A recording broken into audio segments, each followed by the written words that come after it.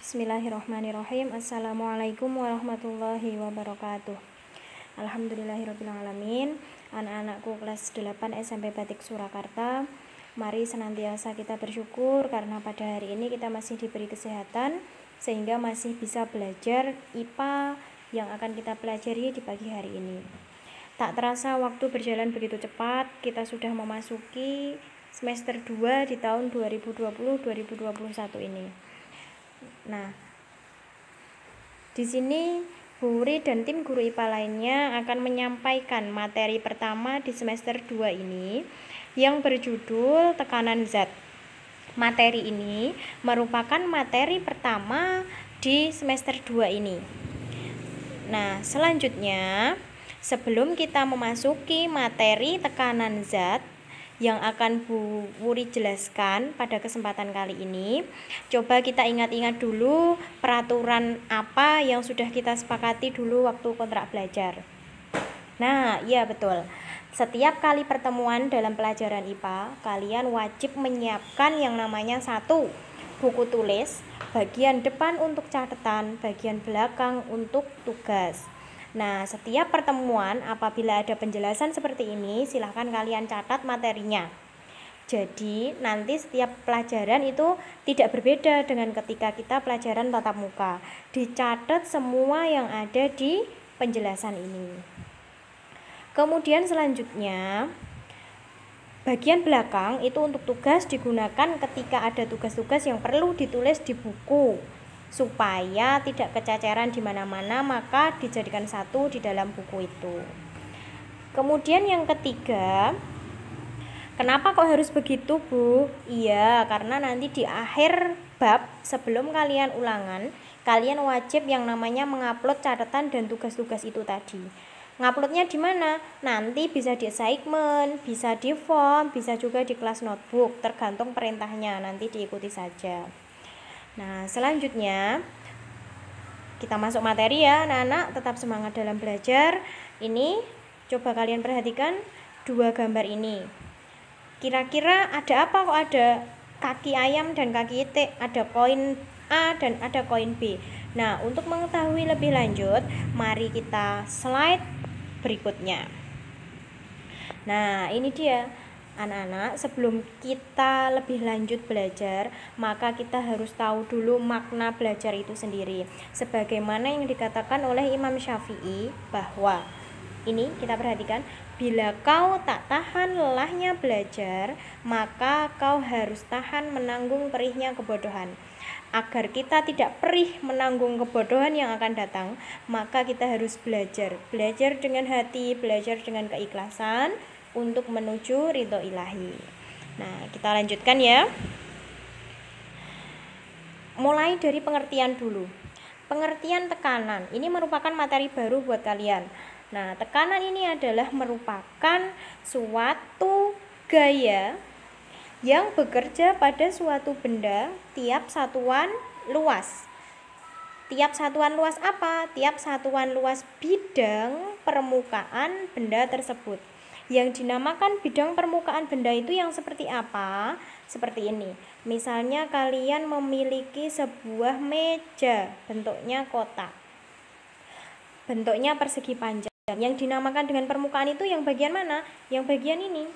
Ini permukaan, di mana kalian meja ini dipakai sebagai tempat, itu namanya adalah permukaan. Seperti itu. Kita lanjutkan nah, ini dia. Pertemuan kali ini kita hanya akan membahas yang namanya tekanan zat padat. Coba kita perhatikan bersama-sama, kita belajar bersama-sama. Ketika kalian menemukan ada seseorang memakai sendal jepit seperti ini, memakai sendal widges seperti ini, sepatu widges, memakai sepatu kets, sepatu olahraga seperti ini, dan yang terakhir memakai sendal jinjit lancip 7 cm atau bahkan 10 cm. Kira-kira saat keempatnya ini berjalan di atas lumpur, maka manakah yang akan paling sulit berjalan? Nah, ya betul, tentu yang ini yang akan sulit berjalan, yang sendalnya lancip. Mengapa begitu? Nah, ini ada kaitannya dengan tekanan yang akan kita pelajari hari ini. ketika kita memakai atau menggunakan sebuah benda yang permukaannya, nah sendal jepit ini memiliki permukaan ini, permukaannya semakin kecil, maka tekanannya akan semakin besar. Sehingga apabila ada seseorang memakai sendal jinjit banget seperti ini, ketika menekan suatu lumpur, maka akan memberikan tekanan yang sangat besar. Tekanan yang sangat besar itu akan menyebabkan orang tersebut sulit berjalan di atas lumpur. Makanya orang yang memakai sendal jinjit seperti ini hanya akan lancar berjalan ketika permukaannya lurus atau datar dan tidak lembek. Lain halnya dengan orang yang memakai sepatu kets seperti ini. Maka dia akan bebas berjalan. Meski agak susah di atas lumpur, tapi lebih bisa dibandingkan dengan yang memakai sendal jinjit. Begitu juga yang ini, sendal jepit dan juga wedges, karena permukaannya lebih luas, permukaan yang diinjaknya. Nah, selanjutnya yang tadi bahas kaki-kaki ayam. Kenapa kaki ayam ini tidak berselaput sementara kaki itik berselaput? Fungsinya kurang lebih sama dengan sendal yang tadi, sendal dan sepatu. Kaki itik berselaput ini memiliki fungsi untuk mengurangi tekanan, sehingga para itik bebek itu bisa berenang dengan enak, berjalan di atas air, atau bahkan bisa berjalan di atas lumpur. Beda dengan ayam, mereka tidak akan bisa karena ketika menginjak lumpur maka akan memberikan tekanan yang lebih besar, sehingga kakinya akan terpendam di bawah lumpur itu tadi. Selanjutnya kita perhatikan ke gambar sebelah kiri. Kita perhatikan gambar sebelah kiri. Yang A ini uang koin ditaruh di atas plastisin dalam keadaan berdiri, sedangkan yang B uang koin ditaruh di atas plastisin dalam keadaan mendatar, tidur. Kira-kira dari penjelasan Bu Wuri tadi, yang memiliki tekanan yang lebih besar yang mana? Yang A, iya betul anak-anak, yang A memiliki tekanan yang lebih besar, sehingga ketika didorong itu akan lebih dalam yang A, begitu, karena tekanannya lebih besar. Selanjutnya, supaya kalian lebih jelas, mari kita lanjutkan ke slide berikutnya. Nah, ini ada beberapa pertanyaan. Yang pertama, bagaimana perbedaan bentuk lumpur bekas kaki itik dan kaki ayam? Tadi sudah dibahas. Jelas, lebih dalam yang kaki ayam dibandingkan kaki itik. Karena apa? Tekanan pada kaki ayam lebih besar dibandingkan pada kaki itik. Hal itu terjadi kenapa? Karena luas permukaan kaki ayam lebih kecil dibandingkan luas permukaan kaki itik. Kok bisa begitu, Bu? Iya, karena kaki ayam tidak punya selaput, sementara kaki itik punya selaput. Begitu. Kemudian pertanyaan yang kedua, bagaimana bila ujung paku tidak runcing? Kalian memukul-mukul paku, mau masang sesuatu, tapi pakunya tidak runcing. Apa yang terjadi? Susah, karena tekanannya lebih kecil, sehingga untuk nancep ke dinding misalnya, itu lebih susah, lebih butuh banyak waktu dan tenaga. Begitu. Selanjutnya yang ketiga ini, bagaimana bila anjungan kapal tidak runcing? Nah, ini PR buat kalian. Apabila anjungan kapal tidak runcing, itu apa yang akan terjadi? Anjungan kapal itu pojokan kapal itu. Kenapa selalu runcing? Tidak datar, lurus-lurus aja begitu. Nah, selanjutnya masih ada pertanyaan lagi. Ini juga PR buat kalian. Ada 3 pertanyaan ini. Bagaimana bila parasut penerjun payung tidak membuka? Apa yang akan terjadi? Apakah masih bisa terbang atau jatuh? Nah, itu silakan dijawab. Apakah fungsi kita mengasah pisau? Nah, ini juga sama dalam kehidupan sehari-hari, terutama yang perempuan pasti tahu apa fungsi ketika kita mengasah pisau. Yang keenam, ada sebuah gambar ini. Mengapa anak kecil ini tidak merasa kesakitan saat tertidur di atas paku?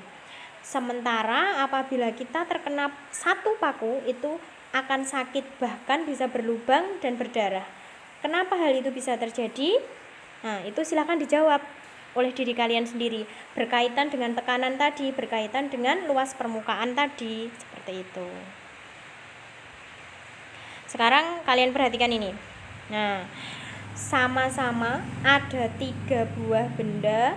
Yang pertama permukaannya runcing, ini yang namanya permukaan tuh ini permukaannya runcing, yang kedua permukaannya datar, yang ketiga permukaannya datar tapi lebih lebar. Ini dari ketiga benda ini yang memiliki permukaan paling kecil adalah benda yang paling kiri. Permukaan paling kecil yang kedua adalah benda yang tengah.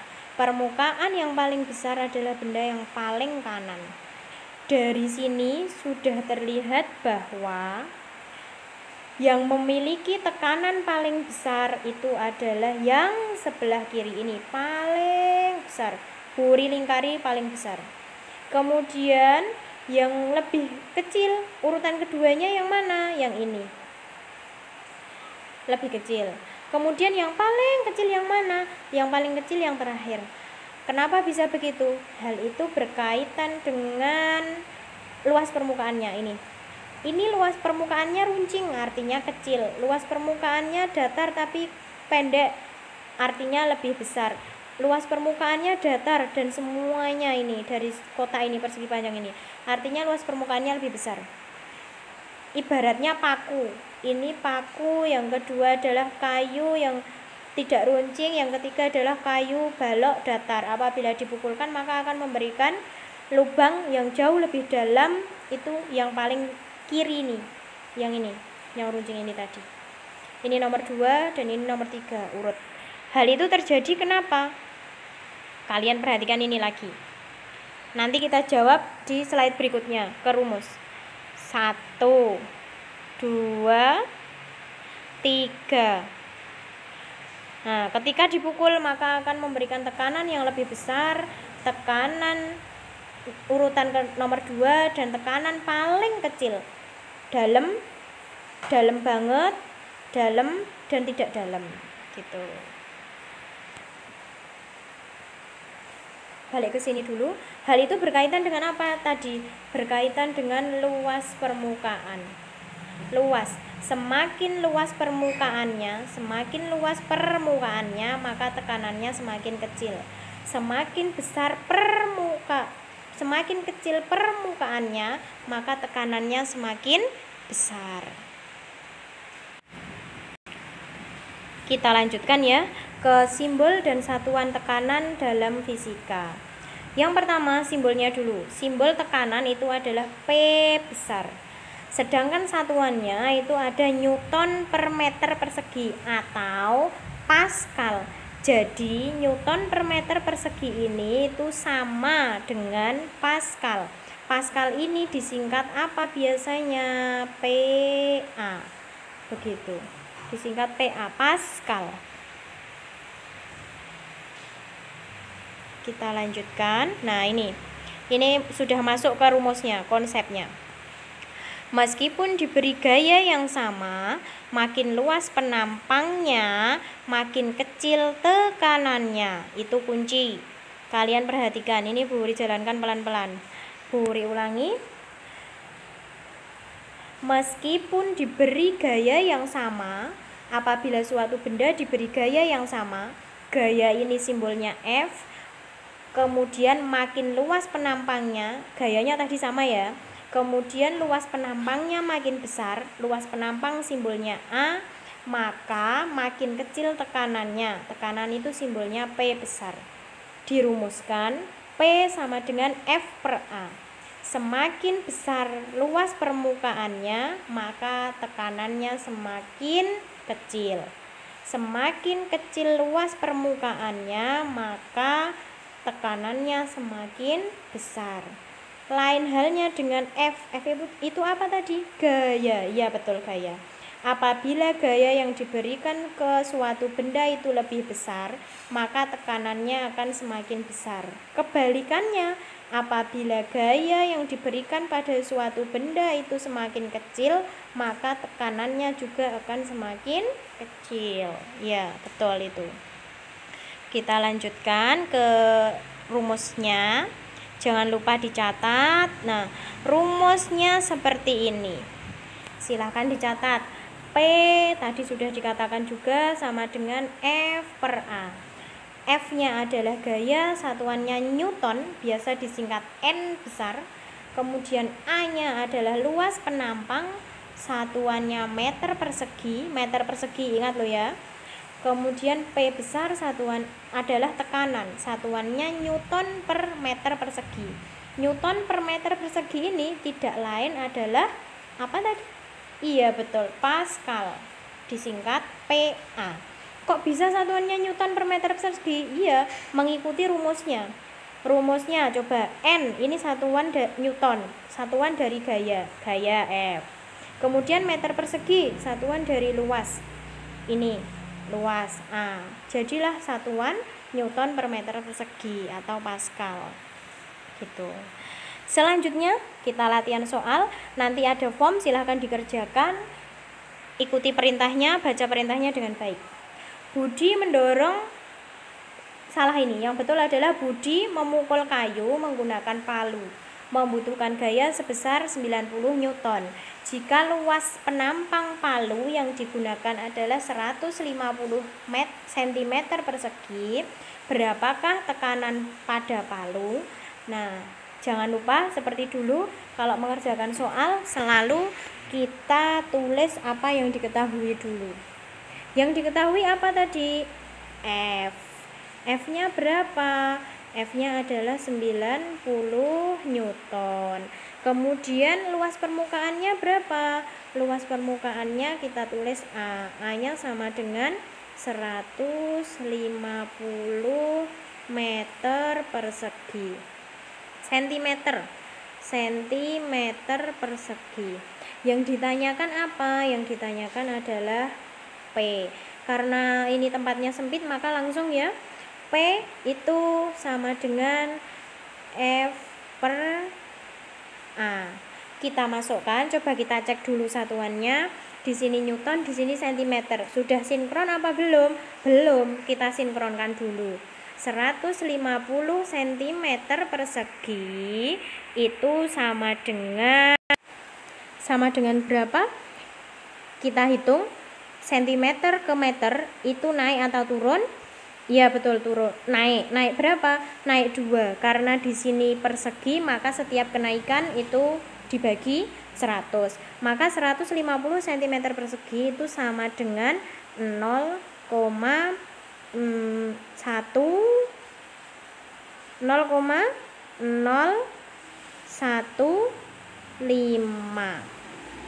0,015. Jangan sampai keliru ya.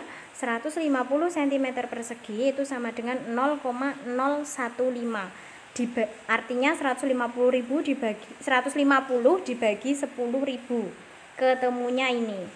Setelah ini jadi satuan meter persegi sudah setara, Newton dengan meter persegi ini sudah setara, baru kita masukkan. P sama dengan F per A. F-nya 90, A-nya tadi 0,015.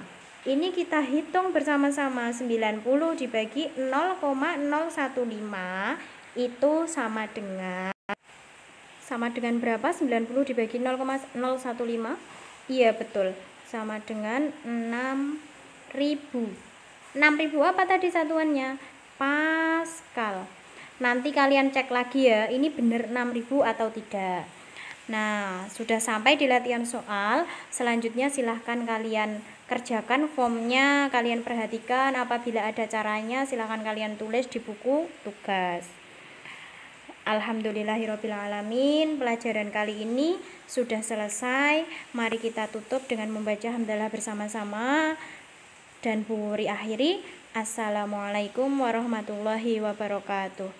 Semoga bermanfaat ya anak-anak, dan apabila ada pertanyaan silahkan langsung tanyakan ke Bu Guru. Terima kasih.